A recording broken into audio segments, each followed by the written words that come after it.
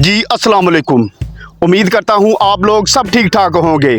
Pakistan super league के दूसरे round का आगाज हो चुका है, जिसमें पहले एलिमिनेटर में इस्लामाबाद यूनाइटेड और कोयटा ग्लैडिएटर आमने सामने थे, जिसमें इस्लामाबाद यूनाइटेड ने कोयटा ग्लैडिएटर को 39 रन से शिकस्त दी और दूसरे एलिमिनेटर के लिए क्वालिफाई कर लिया, जबकि मोहम्मद रिजवान की टीम मुल्तान सुल्तान पहले ही फाइनल के लिए क्वालिफाई कर चुकी है। रात दूसरे एलिमिनेटर में पेशावर ज़ल्मी और इस्लामाबाद यूनाइटेड आमने सामने थे। पेशावर ज़ल्मी ने टॉस जीतकर पहले बैटिंग का फैसला किया। पेशावर ज़ल्मी ने मुकर्रा 20 ओवर में 185 रन बनाए और उसके 5 खिलाड़ी आउट हुए। पेशावर ज़ल्मी की तरफ से सैम अयूब ने शानदार 73 रन की इनिंग खेली, जबकि मोहम्मद हारिस ने 40 रन की इनिंग खेली। इस्लामाबाद यूनाइटेड की तरफ से नसीम शाह ने 3 विकेटें हासिल की।